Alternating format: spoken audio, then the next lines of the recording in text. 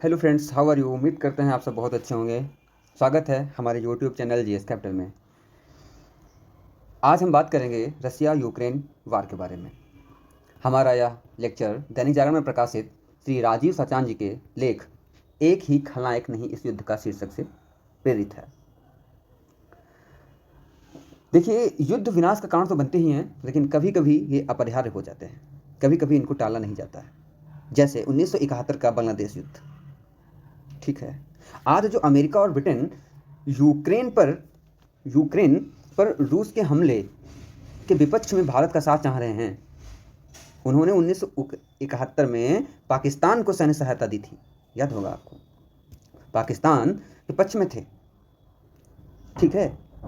अच्छा, इन दिनों अमेरिका एवं उसके साथी जो देश हैं, देशों का अधिकांश मीडिया पुतिन को खलनायक बता रहा है। पुतिन को खलनायक जो बता रहा है। निसंदेह यूक्रेन पर रूस के हमले का समर्थन हम नहीं कर रहे हैं, ठीक है, लेकिन देखते हैं। ठीक, देखिए, अभी मैं एक आपको सिचुएशन बताऊं। कल को यदि चीन बांग्लादेश को अपने प्रभाव में लेकर वहां अपने सैन्य अड्डे बनाने लगे, तो क्या भारत को यह स्वीकार होगा?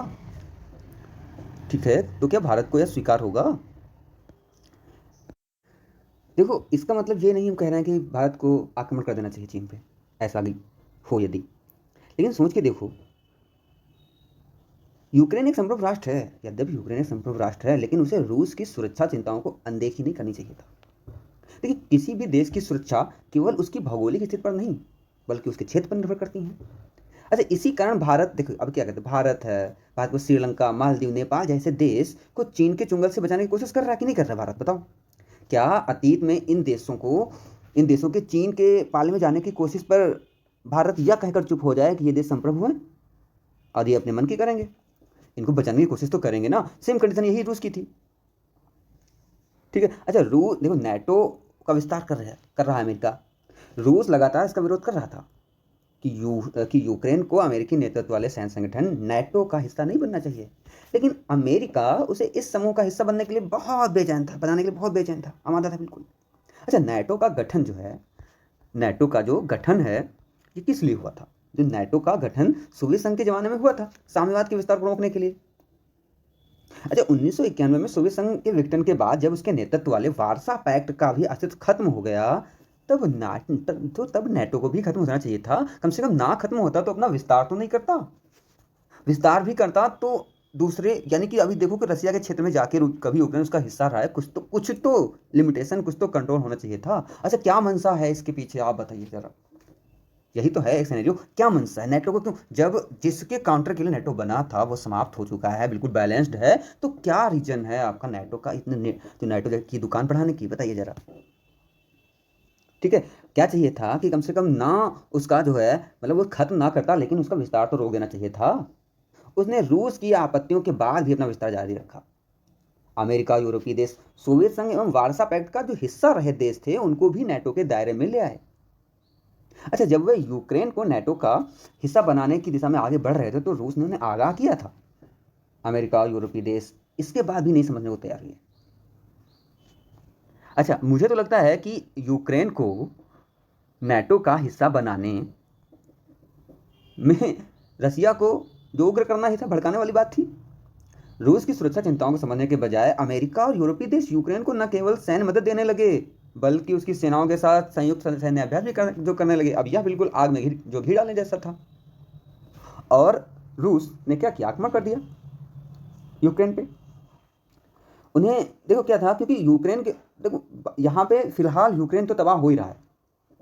अच्छा, अब देखिए, अब एक और सिनेरियो, क्या अमेरिका और यूरोप जो प्रेजेंट टाइम में कर रहे थे वो करना चाहिए? देखिए, यूक्रेन तबाह हो रहा है, फिर रसिया ने आक्रमण तो कर दिया, पर अमेरिका, यूरोपीय देश शांति की कोई ठोस पहल करने के बजाय उन्हें हथियारों से और लैस कर रहे हैं। सोचिए भाई, कोई ठोस पहल मुझे नहीं जो लग रहा कि अमेरिका से या यूएन से या यूरोप से कोई हो रही हो। उल्टा क्या हो रहा है कि अपने अपने हथियार रूस को दे रहे हैं। मुझे तो लगता है कि अमेरिका को शांति से ज़्यादा अपने वहाँ की जो हथियार बनाने वाली कंपनियां हैं उनसे जो है उनकी चिंता है। अमेरिका ने पुतिन को तानाशाह करार दिया है। ठीक है, अमेरिका, लेकिन यह वही अमेरिका है जिसका एक समय में दुनिया के ज़्यादातर तानाशाहों के साथ में याराना था। चाहे वो पाकिस्तान के जियाउल हक हों, चाहे वो इराक के सद्दाम हुसैन हों, चाहे वो लीबिया के जो गद्दाफी हों। जब सद्दाम अमेरिकी हितों की पूर्ति में बाधक बनने लगे थे, ठीक है, तो सबको पता है कि अमेरिका ने उनके साथ में क्या किया। ठीक, उन तत्कालीन समय में उनको फिर वहाँ पे बहुत बड़ा एक हथियारों का जखीरा दिख गया और आक्रमण कर दिया।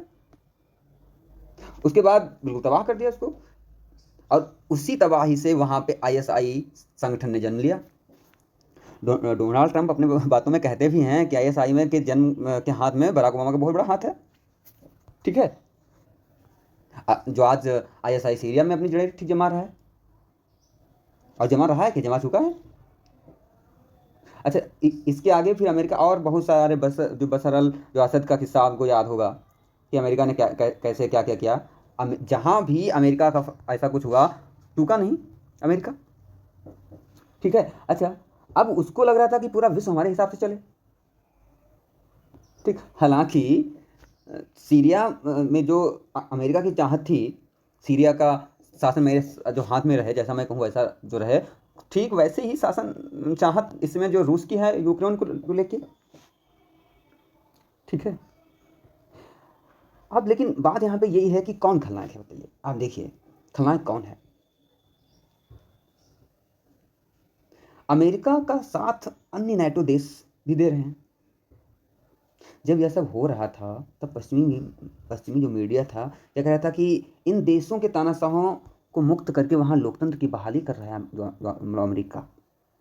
तो इसलिए मेरे इस लेक्चर का ये सार है कि आखिर कौन कौन है खलनायक इस युद्ध का। क्या नेटो है, क्या यूएन है, क्या अमेरिका है, क्या यूरोपीय कंट्री हैं, कौन कौन है खलनायक। कि अकेले रूस पुतिन ही है, किसको अपनी सुरक्षा की चिंता नहीं होगी। आज इन देशों की हालात किसी से छिपी